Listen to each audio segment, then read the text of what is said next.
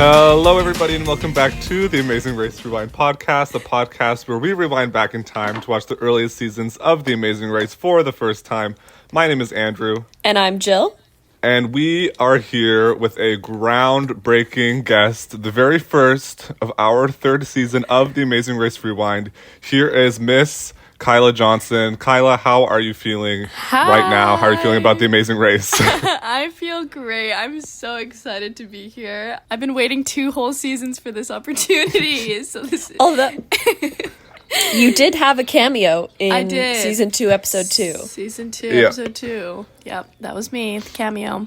I'm excited to be here and super excited to talk about this episode because it was awesome. It was great. I think you're gonna bring the twin site. The twin I site. already have so many notes on that.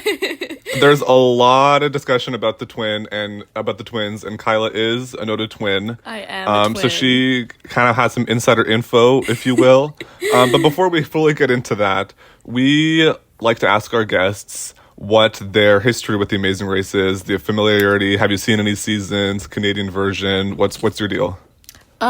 Growing up, I always watched Amazing Race, not Canada, but The Amazing Race with my grandma and my brother. So I have familiarity with the whole idea of the show. I don't know the host. He reminds me of Jeff Probst from Survivor. Like, I don't know why, but... Phil Kogan, yeah. Yeah, he's pretty cool. So I have some familiarity with The Amazing Race, but I've never watched The Amazing Race Canada besides this episode and the one I watched last season, so... This was not The Amazing Race Canada. This was not Amazing Race Canada. It wasn't?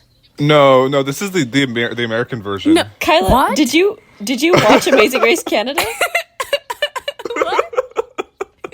List some of the teams. Wait, hold. No, some of you the watched people. the correct episode. Dennis and Andrew, Derek Okay, and you're Drew. good. You're Perfect. good. Oh, what? It's not Canada? No, the Canadians didn't start until like 2012 or something, and this is like 2003 or 2002. I genuinely thought this was Canada because I thought you guys were doing a Canadian show. No. So No. sorry. That's funny. That's okay. But about what? Do you know, like, what year, what seasons you were watching with your like- grandparents, and like when you kind of fell off? Oh, it was probably around 2015, 2016. Okay. So yeah, probably more of the modern stuff as Very- opposed to what you would see very more in modern. the early seasons. But I like the older I like this a lot. It was people felt more genuine and more into it for some reason. I don't know. When I was watching, I just remember when I was watching when I was like 10 to 12, and then I just chose Survivor over The Amazing Race. Sorry guys, but Wow, many such cases. but I don't know. I thought this was way more intense, and like people were more like character, and they had way more fun, and they had more personality than the people that I remembered. So Absolutely, yeah. I think it's a little like people are a lot more real because they're casting real people, and the show isn't as formulaic, so it allows for more like natural conversations and like things that are happening. Yeah. But so we've mentioned the twins, but did you have a standout team, a team you were rooting for, someone you particularly liked or didn't like? Obviously, I'm gonna choose the twins. They are my like my first note is wow. There's twins again. This is so my favorite team. Well, they had to. But also, Zach and Flo are kind of interesting because they both are just airheads to me. Like the things that they were saying, I was like, "What is this? Is this real?" I remember Flo said something like, "He's like marrying material," and I died. Yeah. I laughed out loud. I like them because they're comedic relief, and then obviously Terry and Ian. I love Terry. Obviously, okay. Terry and Ian, like, you know, my old people couple, cute little parent moment. So that's why I chose them. So those are my 3 contenders for Okay. this season, or for this episode, I guess. Nice. And as per custom for our guests, we always ask, if you were to go on the race and you had to pick someone to go with, who would you take? Family, friend? I think it would have to be my brother, because we're both very competitive. We have very similar. I sound like a stupid cliche twin, but we have very similar thinking capabilities when it comes to competition. We're very different people. We don't think the exact same. We don't have our same language like the twins were saying in this episode. But we do think similarly when it comes to competition in sports and events like that. So I think I would have to choose him. He would also love this. He is so into the Amazing Race. So if I asked him, he would probably say yes. He's probably the only person who would say yes in my life. So yeah, I'd have to choose him. Okay, perfect. So with that being said, I think we should get into the episode. So we are starting in Tulum in Mexico at some bungalows, and we have another luxurious pit stop. And I'm saying, what's up with this? Like, these teams are being pampered. They're having a nice meal. They're chatting it up. Yeah. I was so confused at the beginning. Why are they all together at the same time working together? I was so confused. That is uncommon. I will say this pack mentality is weird. I kept saying, is this allowed? Like, I thought they were competing against each other. Why were they teaming up and being grouped together and doing alliances? I mean, you're allowed to, have an alliance. Okay. Usually, I mean, they've kind of had a mini alliance for the last couple of legs, but usually alliances don't last this long. And frankly, an alliance that big is just impractical. Impossible. It was a few teams, hey? Well, everybody is bound together with their hatred for the twins. Everybody has a common enemy. It's the twins. Aaron and Ariane are spearheading this campaign to get rid of them. And this, for me, Aaron and Ariane, they are so obsessed with these twins. I agree. This for me, they were one of my favorite teams before this, but after this episode, they plummeted in my rankings and likability. Oh, I'm over them. I didn't like their hatred for the twins and how they just because they're good at it doesn't mean you need to continuously attack them. Like the thing is, though, Kyla, they haven't been great at it. They were almost eliminated in episode 1. The only reason they're back up at the top is because they used a fast forward a couple legs ago. Last leg, yeah. The only thing I gained from Aaron and Ariane this episode was that they had this huge hatred for the twins and that their whole task was to take them down, and they had no other personality. Although they're lifelong friends, and I was kind of making fun of that because I thought that they were dating, and then I thought she shut him down. But then as the show progressed, I realized that I don't know, that there was just some weird tension between those two. I liked it. I like the dynamic between Aaron and Ariane. I was very analytical of everyone's relationships. It was nice. And I was wrong a lot. I'll be honest. Yeah, well, I think it's hard coming in when you don't get the background that you do on episode 1 of the team's bios and everything. Yeah. But yeah, and funnily enough, this whole motif, if you will, of everybody we're always coming back to the twins, we hate the twins, it made me like the twins more. I was rooting for them this episode. Me too. I do too. Yeah. And they're models, hey? That just models, adds to their character. Wow, I'm rooting for them. They are my team. Yeah, and they seem to be quite unproblematic. I think, like we said last episode, we were trying to place why exactly teams were so against the twins, but I think it just comes down to jealousy. Maybe they made some remarks. I don't see why everyone hates them so much. Yeah. So the twins are the first to depart at 3:18 a.m. And the first thing I want to point out is that the clue says tally ho because they're going to London, England. And then a technicality that they have is that the teams have to go through Mexico City to go to London, and then once they arrive in London, they have to go to Cambridge. Which we're back in Europe, baby, after an absence from last season. This is the first time, though, correct me if I'm wrong, that they've touched down anywhere in the UK. Yes. Yeah. Yes, this is the first time they've been in the UK. So Aaron and Ariane are the next to depart. They're talking about being the leaders, how they need to take down the twins. And then Heather and Eve follow, and as well as Flo and Zach. And then this is where Flo has her quote about how Zach is marrying material. I love it. I love her. What can I say? She's perfect. I love Flo. This relationship is befuddling to me because they were introduced to us as they're not dating, but there's some tension there, but we haven't really discussed whether they're dating or I believe how they feel about each other. The way they put it was, they've always been friends, but they've never been single at the same time. So this is the first time they're both single. I see. So they're just lifelong friends, but there's more. Every time she spoke, I had a smile on my face. She was a joy. She was a joy. But also, she was very funny, and I don't think she meant to be funny. The way she talked, it was humorous. Take a shot every time she said like. It was bad. It was bad. Yeah. She reminded me of me. You know, that's why I liked her. She was nice. Yeah. To me, like, Flo, so far, the impression I'm getting is she seems a little bit whiny. She likes to complain. Yeah. She doesn't seem like she fully wants to be there. But Zach is marrying material for her, so... he's, like, marrying material, so... This race will teach her that. And then we're talking about an alliance here between Aaron and Ariane, Heather and Eve, Flo and Zach, and then as well as... Kathy and Michael are in that too, right? I believe so, yeah. But Michael's kind of seems fed up with it. He doesn't really want to be a part of this. He feels like it's dragging them down. Yeah. Which, honestly, I understand. That's fair. I really liked Michael. I think he had some good views on this alliance. I don't like the teams working together. He's right and do his own thing with Kathy, you know? He was a good guy. I liked him. He showed that he wanted to work and he was determined. And I don't know. He never gave up, even though sometimes he was kind of scary, making some weird references. I liked him. I think he was nice.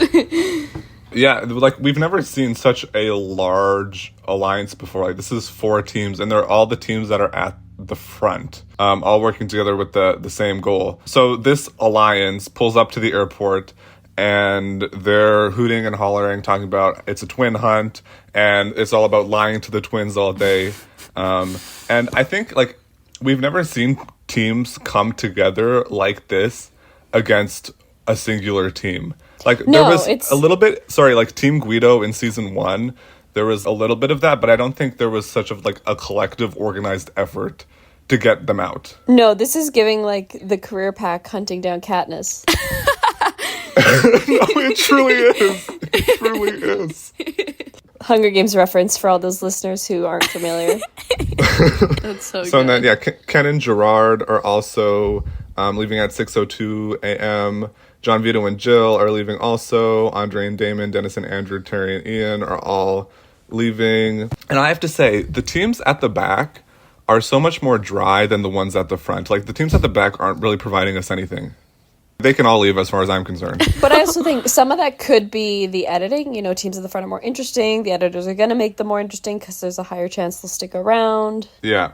Like, John Vito and Jill, I still don't really know much about them. John Vito, is that a real name? Like, I was dying when I heard that. The only thing I gathered is from those, I didn't even get anything. They're just in dating, and she's super fit. She was killing it this episode. I loved her. He can leave. I don't really like him, but Jill's great.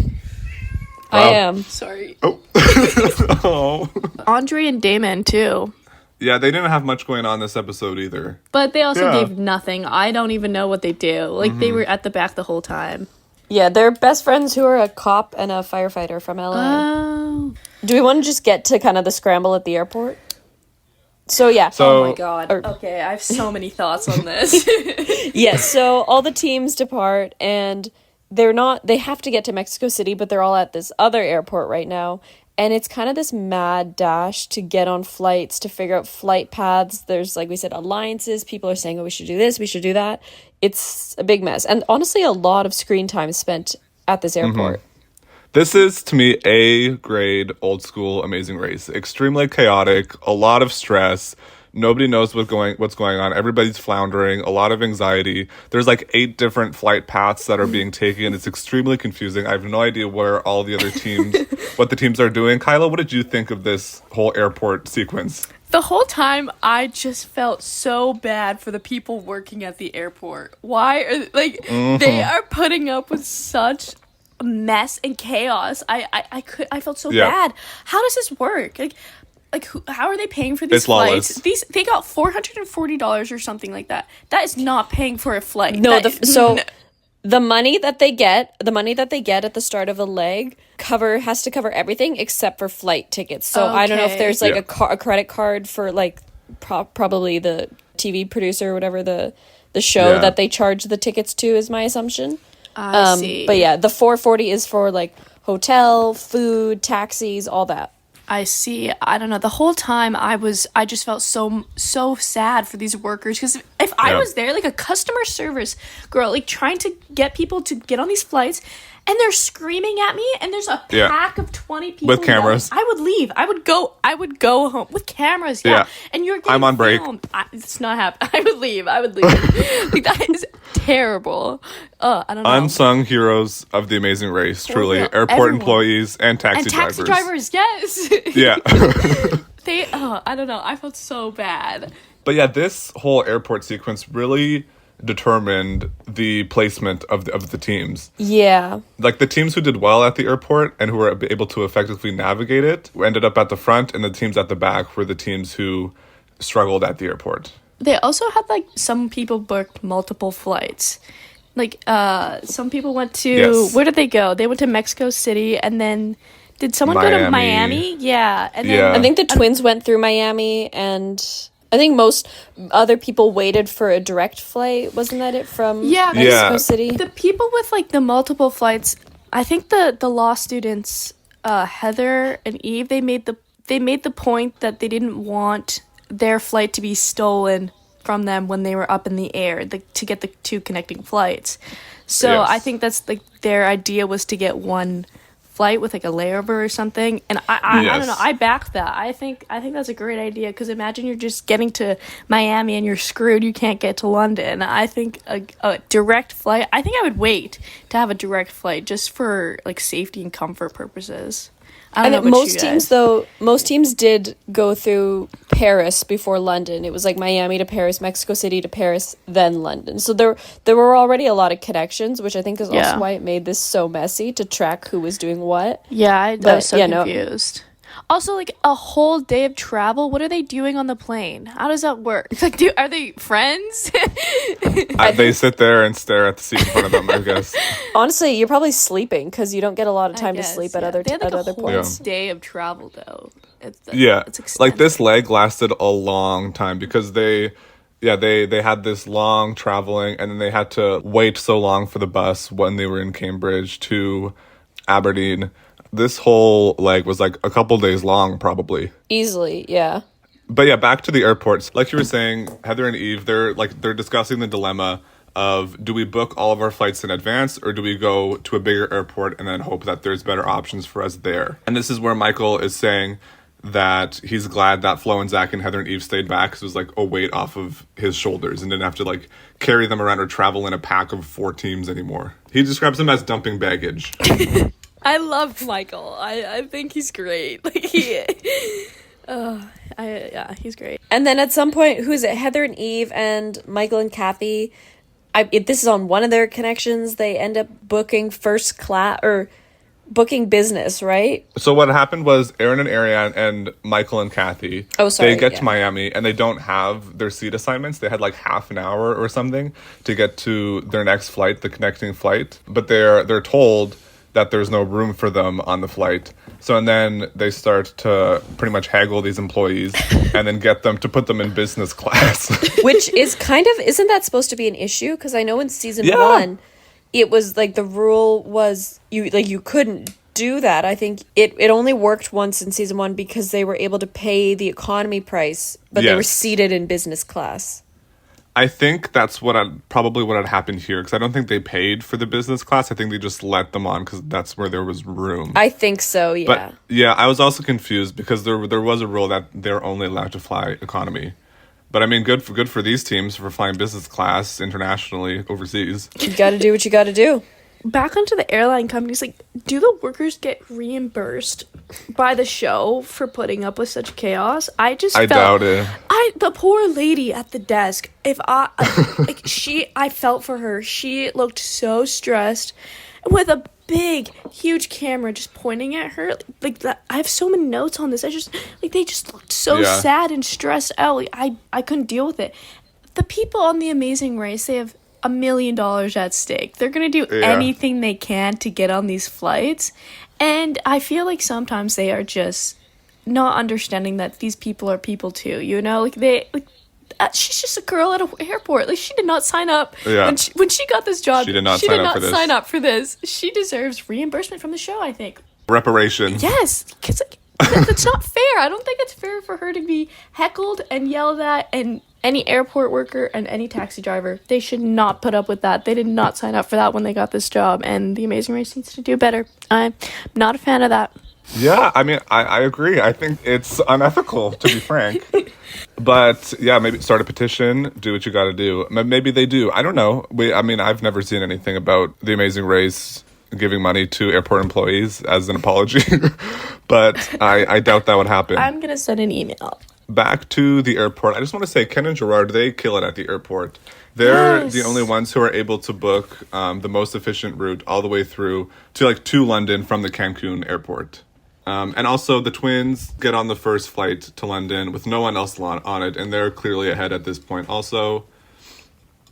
And then the other thing of note is that Dennis and Andrew are clearly behind and struggling to get a flight. And Andrew decides to get on the phone And lie! and starts saying to these people that he urgently needs to get home because his mother is very sick. This is What do unethical. you guys think of this strategy? Is terrible. Yeah.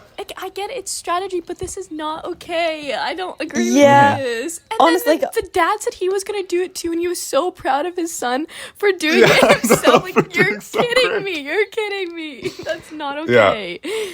The thing is, I understand using a lie, but to me that's a pretty bold lie to make. Yeah. Yeah. It's definitely morally questionable. And this is on Yeah. television. Like, you're just seen as a liar. And what is the mom doing at home, watching her son lie about her health to get onto a flight? That's and the dad supporting it is crazy. Do not like that. I mean, I'm all for doing what you need to do, but even for me, this was a little bit much. I don't think you ever need to go to that extent. Tell a lie, but don't tell a lie that extreme. So yeah, they're definitely falling behind, but they do persist, and they are the last ones out of Cancun. Yes. And so everyone's on their way to London. They all get there in kind of stints, in waves, based on the paths they took. But the first team's there, obviously, as we said, they get to London, they have to go to the train station and take a train to Cambridge, where they find their next clue, and it is a detour. And the twins are the first one to arrive at the detour, and the detour here is punt or bike. Punt or bike? What are you going to choose? I love this. What the detour is you have to retrieve a clue that hangs underneath a bridge. So either you can punt, which is like a traditional British boat that involves one person at the back with a giant pole who's steering, essentially. It's kind of like those ones in the Venetian canals. Yes. What are those called? Yes. Venetian boats. Like the canal boats, basically, Yeah. but it's a similar idea if you're looking for a visual, basically. And wasn't Yes. it slower, but your route was only 1 mile? Yes. It's 1 mile for the punt, and then for the bike The route, tandem you have bike. to bike Yes. tandem bike at that 6 miles. But it is much faster to bike. Supposedly. I don't know. I think I would definitely bike. I think punting I would lose my mind. I can't steer. And also, the person at the front, are they doing anything? Is it just reliant on the person at the back? I think the person in the front is responsible for actually rowing and moving the one boat is forward steering, I guess.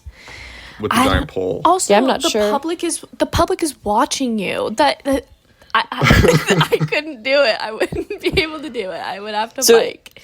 If it was you and Damon, you would be doing the tandem bike. Yeah, I think that's awesome. I think tandem bikes are great, and unlike Michael, I think they're cute. And I don't think they're cheesy. I think they're fine. They're hard to. Have you ever actually done one though? They are hard to. You think it's easy, but it's hard to get them going at first. But I think that I would have much more. I think I'd be better at the bike because I have experience biking. I've never punted before, so Yeah. and doing that in front of so many people, like tourists they'd be laughing at me. I'd be embarrassed. The locals. And the risk of falling in, too great. It's too great. Yeah. I think the thing is that one team mentioned this, but with the punt, it's just a straight shot. You just follow the river, Exactly. but with the bike, there's a navigational aspect to it. I guess. Yeah, because Andrew, what you and I doing this, what are we doing? For that reason, I would say punt. Yeah, me too. Okay, fair enough. I also feel like Yeah. half of this is being able to communicate effectively with your teammate. Like, that's where Yeah. half of the issues with the punting came through. So, I feel we've rowed canoes. I've been in a kayak, in a canoe, and a paddleboard. Like, you put all of that experience together, I could punt. But do you? Yeah, it translates. The punt is huge. It's like how many feet Yeah. long? Like that's I don't know. I don't think I could do it. Also, do you have good enough balance, Jill, to stand and steer? Like Yes. Jill Balance- would be in the water. And also, look at the water. It's so shallow. Can't they just swim? Are they allowed to swim? Is that No. No, they're definitely not allowed to swim.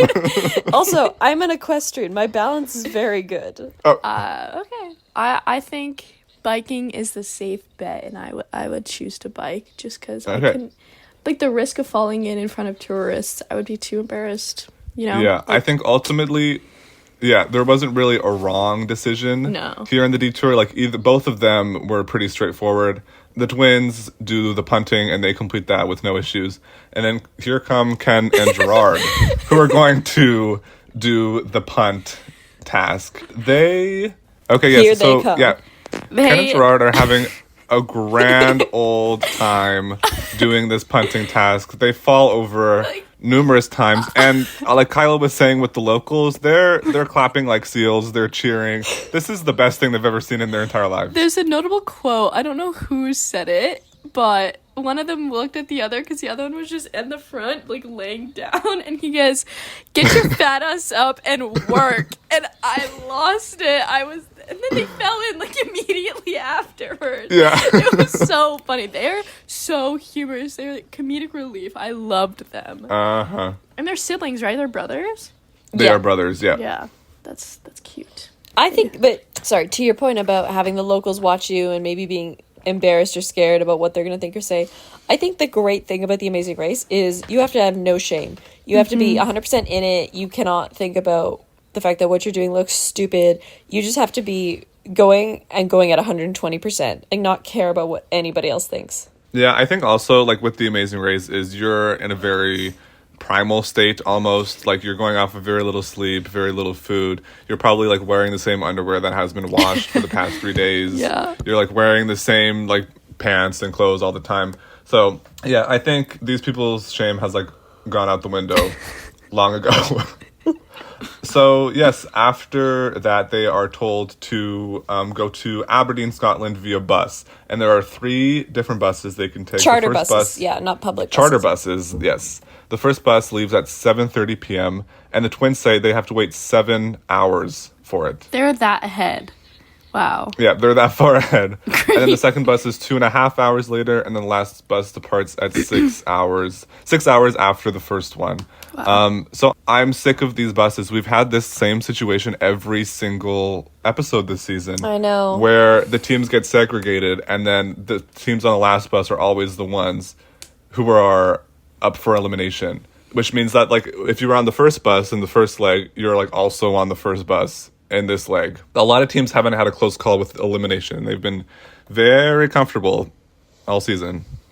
Indeed. Well, even to your point, the twins get there, they're waiting for their bus, they've got time, and they just start sunning themselves. Yeah, immediately. They are way too comfortable. Yes, tarps off. I Tarps? love shirts. Like, you know, it's a saying, tarps off. I've never heard tarps off. No. Really? When I hear tarps, I think of a tarp. Common saying. It's a very I think of a common tarp. saying. I just thought you were putting a funny accent on top. So, like, the 7 hours that the twins had to, like, what do? They just sit. They sit there, and they have wait. lunch. And then they Sit, wait for sleep, the other refuel. competitors to come, and they're all back in the same spot, I guess. Yeah. Yep. They were all on the bus except a few teams, right? All on the same bus. There's a lot on the first bus. Yeah. Yeah.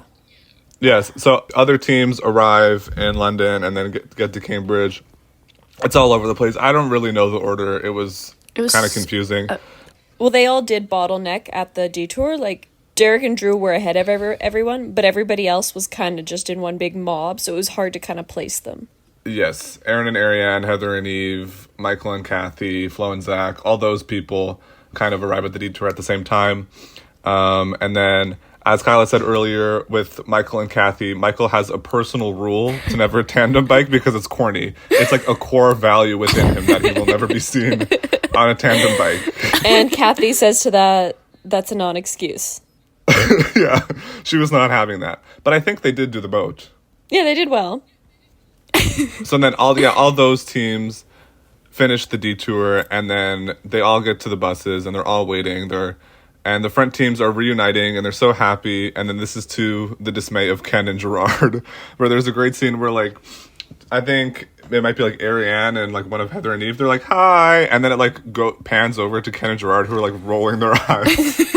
I love Ken and Gerard. They're so I know, they're good. great. And here as well, because Ken and Gerard arrived for the line for the charter bus 1 second. Yeah. And it seems they're interested in possibly forming an alliance with Derek and Drew. The twins, right? Yeah, the brothers to brother connection. A very unlikely alliance, in my opinion. Yes, yeah, especially after episode 1, they were kind of pitted against each other with a fast forward, but now they seem to be coming together to form a kind of a counter alliance to the mob. Yes.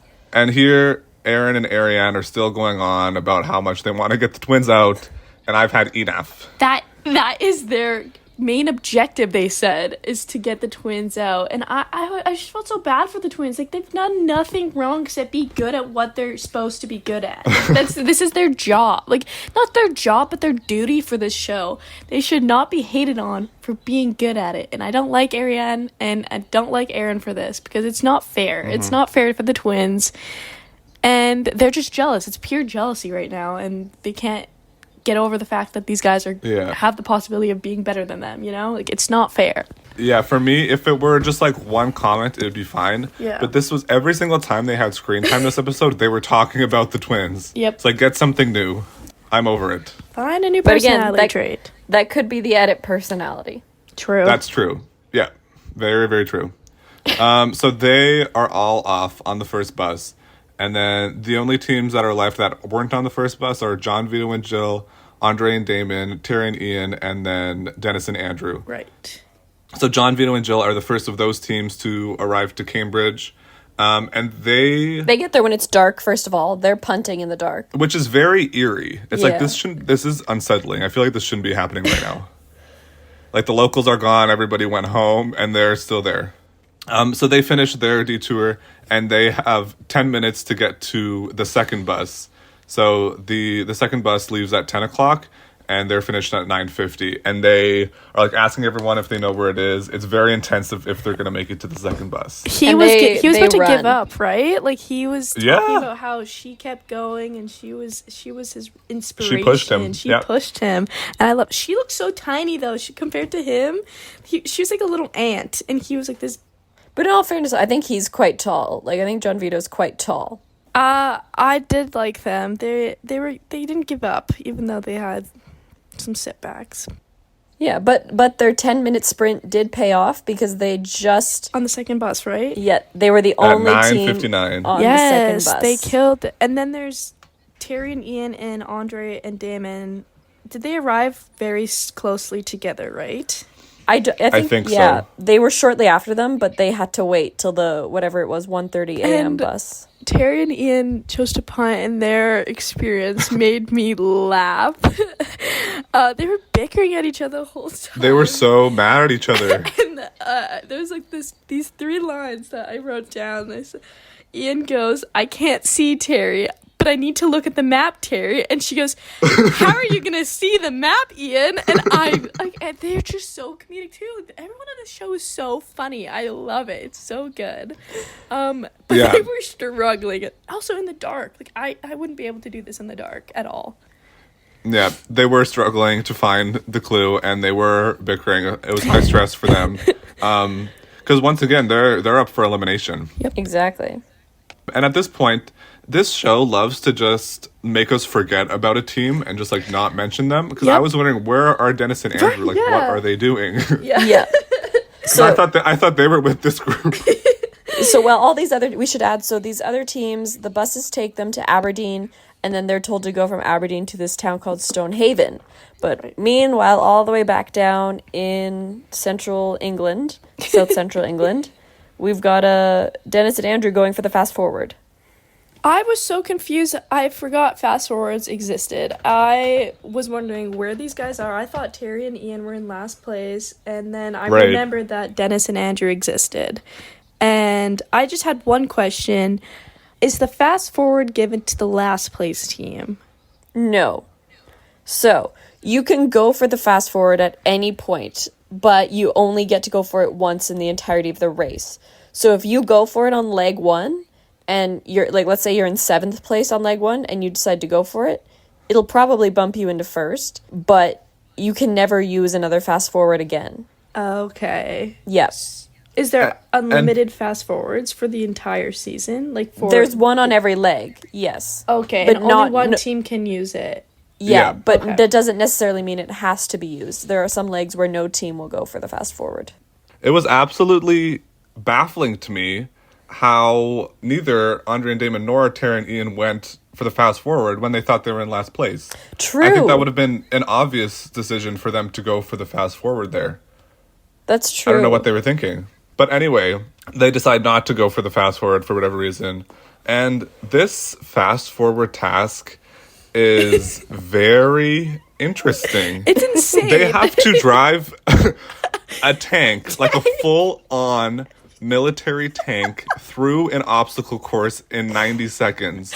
And to me, this is like one of the best tasks we've ever seen No. on the show. So I'm wondering, why are we wasting this on a fast forward? I think it would be an excellent roadblock and have like Right? all the teams do it. Because with the fast forward, it's like it's not even a given that people will do it. No, I agree. Wasted potential, especially because Yeah. Dennis and Andrew, I think Dennis was the one driving the tank. He was able to do it easily in under 90 seconds. So if it's not going to be this task that people sit there for 5 hours and do, make it a roadblock. Let us see everyone do it. The only thought I had, how is this allowed? Also, it's a tank. Like, it's not like just like a quad or an ATV. It's a tank, a military tank. How would you know how to drive this? Like, are they taught how to use it and how to drive it and how to navigate it?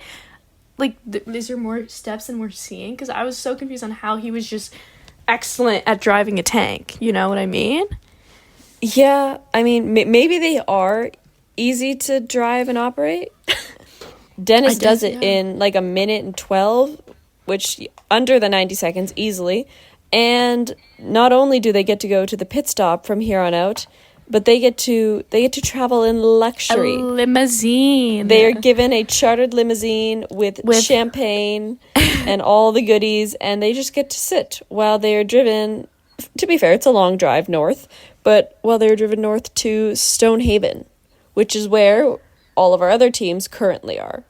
This was mind-boggling to me. Like, we've never had this been the case where the team who gets a fast forward just gets like shuttled to the pit stop in a limo nonetheless. I know. It was beyond absurd. Like, it's literally, have you guys played Mario Party when you land on like a Donkey Kong square and they like throw you to the star? That's what this was like. Do you think they did this because there weren't any like charter buses for them because they were so far behind? I think it's a couple things. I think it's probably because of the location of this military academy would have been harder to get to. Like, you may have to be backtracking a lot, or it just was like logistically awkward, and you don't know, like, because you're in an isolated location, you don't know what time this team is going to be finishing this, so it's just easier to give them like a charter directly from there. Okay, yeah, that makes sense. But I thought, but before I saw that they were getting shuttled directly to the pit stop, I thought they had no chance of recovery. But from this, I was like, maybe they do have a chance. Either that, or I also thought, well, if you have to go out, it's a pretty good way to go out. Yeah, seriously. So anyway, they did that, and then just to backtrack a little bit, the teams on the first bus get to Aberdeen and they go to Stonehaven, which is the roadblock. And I just have to say before we get into the roadblock, beautiful location. It's this Yes. castle on the cliffside of the North Sea. There's this field where the roadblock will take place, but a gorgeous, gorgeous location. Yeah, and the prompt for the roadblock is this person should feel a bit gamey. And the task is to complete 3 Scottish Highland games, which is, the first one is a caber toss, which involves them having to flip a pole and have it flip it completely so it does like a full rotation and has to land between 2 parallel lines. The second one is a hammer throw, where they have to throw a hammer and have it land in like a small box. And the third is a shot put, where they have to throw a shot put however many times it takes for them to get it past the finish line. And I liked this concept for a roadblock. I just wish the games were a little bit more challenging because teams went through it pretty quickly. Like the twins, they did it first try every time. Like he was pretty dominating. But I think that this reminded me of like track and field events in like grade 7 and 8. It totally, well, because that's, I'm thinking, I could do this. Like, this is nothing challenging. Like, I'm sitting here thinking, obviously, we're going to ask, like, Andrew, because, okay, Kyla, sorry, so you don't know what the task is until you decide. So you only get that prompt, like, who's feeling gamey. You then have to decide who does it, and then you figure out what the rest of the task and is. And you can't switch people, right? No. It's you can't switch. So, okay. Like, Andrew, between you and I, who's doing it based on the prompt? Gamey. Who's feeling gamey? Because, see, my brain, when I hear gamey, for some reason, I went to, like, hunting, like, game. That's what I thought of Really? also. Yeah. I was thinking more like logic games, but I guess we're also in a field outside, so it's not going to be like a mind puzzle. So I would think it's an athletic event, and you have to like put your physical capabilities to the test. Yeah. So I think, I would not do it. Another thing with this is I feel like, because they're opening the clue like pretty much right outside where the roadblock is. Yeah. Like, I think you can probably surmise what it would be. You do have a good idea, so based on that, Andrew, who do you think's doing it, you or I? I think if we could context-wise figure out what it was, then, sorry, you guys, Jill is drinking from an applesauce jar. Like, she's slurping applesauce right now. I think from that, I would say I would do it. You did shot put in track, didn't you? Yeah, well, I didn't do it well. But that's more than me. I have more of an athletic background. I do think I would be good at the caber toss, though. Jill, do you see how big that is? It's huge. It's like 20 feet long and probably weighs like 70 pounds. Like, it's not light. But I feel like there's a like a very fine skill. It's to technical. It. Yeah, it's I guess technique. Did you see? Sorry, we'll wait until they get there. But I feel like I would not be. I'd give up. I wouldn't be able to do this.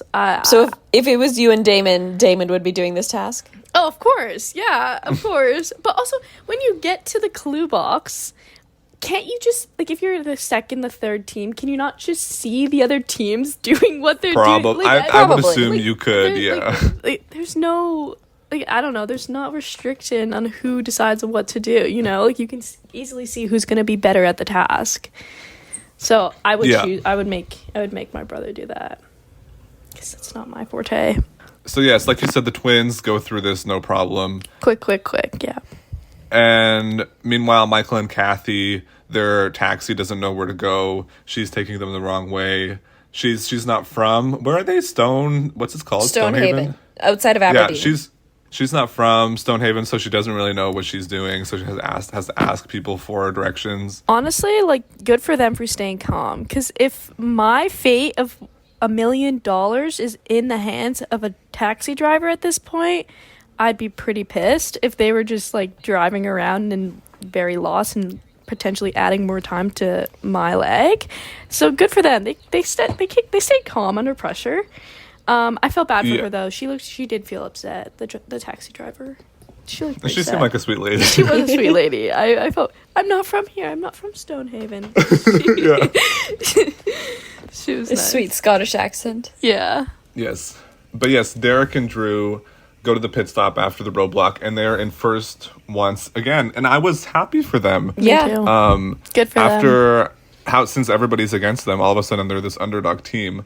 And I think if you told me episode 1 that I'd be rooting for them, I would be befuddled, because episode 1, I thought they were long gone. Like, I thought there was no chance for them at all. Also, like, the group hatred towards them makes you like them more, you know? Like, Yeah, everyone's exactly. against them, so it makes the audience, or, like, the viewers actually want them to win and, like, cheer for them, because, like, they have so many people, like, allying against them. Like, they should have some support, and that's why I love them. They need it. And they're doing good. Like, you can't hate them. They're so good at this game.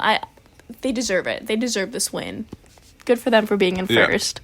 And then pretty shortly after, Ken and Gerard arrive in second. I was happy as a clam. Love Ken and Gerard, my favorite team. And then next, Flo and Zach in third. Who were in fourth? I don't have this written down. Is it Aaron and Ariane, and then Heather and Eve? Yes. Yes, there we go. Yes. Aaron and Ariane in fourth, Heather and Eve in fifth, then Michael and Kathy in sixth. So at this point, John Vito and Jill arrive at the roadblock on the second bus. And she did it. She did it. She's She athletic. was killing she's strong. it. Yes. She did so well. I was so proud of her. And they arrive at the pit stop in seventh. And then bus 3 arrives with Terry and Ian and Andre and Damon. And Terry... This is a fight to it because they both think they're going to be eliminated. They don't know that there's this team They're that's done the neck fast forward. and neck. I literally I forgot about Dennis and Andrew, so I was really freaking out at this moment. Like, wow, they're fighting neck and neck. Like, they can see the other team and competing against them. And they just have to be better than that team. I completely forgot about Dennis and Andrew in the fast forward because you think that they'd already be there, you know, because of the fast forward. Right. Wow, this was intense. I feel really bad for Terry. Yeah. Terry is the one who's chosen to do this roadblock. And, you know, she had a rough start. She has, like, the most absurd technique. She, like, throws the pole in the air and then, like, runs to it and then, like, flips it over again. But after that, she seemed to complete the other one's first try. And it was a race between Terry and Andre. And they were pretty much finished at the same time. And Terry and Ian were following Andre and Damon, and I think Ian said something about, "We gave it our best shot, honey," and it was just a beautiful moment because I actually thought they lost at this time, and then I was so sad. Well, I realize we haven't established this, but the pit stop. So as we said, there's this castle on this cliff in front of the sea, and they're doing this task in a field, and then they have to run from where they're doing the roadblock to the castle, and that's where the pit stop is. So it's not even that you finish the roadblock and then it's like, okay, we're almost there. It's like you can see the pit stop and it's a foot race. Yeah, exactly. So now it's a foot race between Andre and Damon and Terry and Ian. And Andre and Damon do arrive at the pit stop before Terry and Ian in 8th. And then we see Terry and Ian, they're going to the pit stop all dejected, only to learn that they are in 9th. And they're thrilled. They are. Ian says to the mat greeter, the Scottish man, he goes, "Scotty, beam me up. We made it." It's like, all right, Ian. And Dennis and Andrew are in the back of this limo. You know, they're having a great time. They get a bottle of wine. Was it champagne? I thought it was champagne. Maybe it was wine. They have some liquor of some sort. They're smiling from ear to ear. They're rapping. And they seem to arrive hours later. They were kind of doing a back and forth to make it seem like, okay, maybe they still have a chance, but they are ultimately eliminated, which was not very shocking. But I mean, at least they got to ride a limo from Cambridge to Aberdeen, and which is like an 8-hour drive. Too. They were having a great time as father and son. Yes. They were really bonding. But yeah, I wasn't really sad to see them go, to be frank. They were kind of a dud of a team. They didn't really bring much. And they were just eliminated due to the fact that they performed poorly at the airport. Yes. Yeah, it is it's an 8-hour drive, exactly. Oh, wow. Yes. They spent 8 hours in a limousine. 8 hours in a limo. Yeah. It's crazy. Sorry, aside. It's crazy that, like, you can cover 5/6, 3/4 of the UK in an 8-hour drive. Yeah, that is kind of crazy. But do you guys have any closing thoughts on this episode, on these teams, on Dennis and Andrew, perhaps? I was really sad when Dennis and Andrew lost because they had their narrative of, you know, Andrew is trying to gain his father's acceptance and they're bonding and they were really coming together as a father and son duo during this experience. And I guess they did have a lot of good times and they learned a lot, but I wish they had more time, because like they could genuinely have a more meaningful connection, and they could develop their relationship further had they not been eliminated. So it was really sad to see them go, but they did really enjoy it. And then I think the dad said something about wanting to do this again and how he loved this opportunity to bond with his son, and I think it was really beautiful. I really did enjoy it. It was sad, it was heartwarming to see them bond like that. It was cute. I did enjoy them. I mean, that's all well and good for them, but good riddance. I'm over it. They don't need to be here anymore. They weren't giving me anything entertainment-wise. It's over. Kyla's appalled. Wow, Andrew, you are heartless. Well, like, honestly, yeah, it's like they had their moment. Let's move on. Okay, I get it. Okay.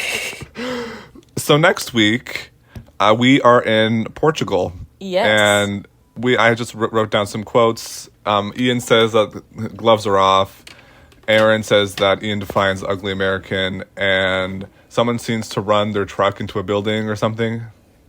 Does that not want to make you tune in next week? I'll be there. You'll be there. Watching this episode, I'm going from the beginning. I'm watching this again. It was so good. It kept me engaged the entire time. I love this. This is my new show. It was. I'm glad. It's great. It was so good. I don't remember The Amazing Race being this engaging and this funny. It was just such a good time, and I loved it. Great. I'm gonna continue watching. I'm attached to Derek and Drew. I love them, and I hope to see them to the end. They're my team, my guys. Wow. Okay, that's awesome to hear that you're so invested and enjoyed this show so much. I feel like most of our guests just kind of come in for an episode and then like leave and don't really care. But Kyla, do you have any other closing thoughts? Anything you wanted to talk about that we didn't quite get to or cover? Because I know you said you had 3 pages of notes. 5, I thought. I did. It's mostly just notable things that they would say. They had a lot of good phrases. Like the twins would say really weird things, and I laughed talking about like them talk. They would just say certain words that I noted. Also, Marcus is the funniest person on the show. I think his hatred for working in teams really gave him personality, and I think Who's Marcus? Who's Marcus? You mean Michael? Michael. Sorry, Michael. I'm sitting here. I'm like trying to rack my brain for like who's Marcus. I know. I'm like, who is she talking about? I meant Michael. I'm sorry. I like how you went through 3 names. You went, I meant Matthew. I meant Michael. I'm sorry. I also think the show did well choosing dynamics between people. Do you know what I mean? I'll be honest. I'll go back to my first thoughts. I did get the dynamics. I didn't look at their relationship. For example, I thought Ken and Joy were dating. And then it said brothers. I was like, oh, okay, that's completely wrong. And I also thought Aaron and Ariane were dating too, but they're lifelong friends. So they're friends, yeah. The relationships are really interesting to see, and I think it's fun to see different pairs of people working together. For example, like siblings, partners, lifelong friends, you know. So it was nice. It was a nice episode, and I liked it. It was great. Definitely something I'd continue watching because it's nice. It's nice to watch and kept me engaged, kept me interested, unlike many other shows today. So good. It was a good time. If you, our listeners, are this engaged and want to stay up to date, follow us on Instagram at Amazing Race Rewind. We will always post highlight clips, so even if you don't watch the shows, you can still get a little taste of what we're talking about. And if you have maybe another podcast you've heard that's talked about it, maybe you have an interview with some people from the season, we would love to hear it. So send it to our email, amazingracerewind@gmail.com. We're happy to take anything, but no spoilers yet. We only review those kind of things at our deep dive at the end of the season. We are steadily on the way to 5,000 downloads, so thank you so much. Thank you so much to everyone for that. Spreading across Canada. Let's go to Western Canada. The world. Oh, and really? We just a couple of days ago, just 2 days ago, had our first birthday. So Amazing Race Rewind is having birthday, a great. Amazing Race.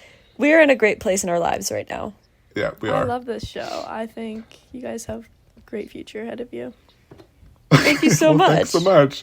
Well, we're looking forward to having you on in the future. Please, I'm sure we will. please. But anyway, we had a lovely time talking to you, Kyla, and we will see everybody on the next episode next Tuesday. Thanks Yeah. for having me. Bye. Bye.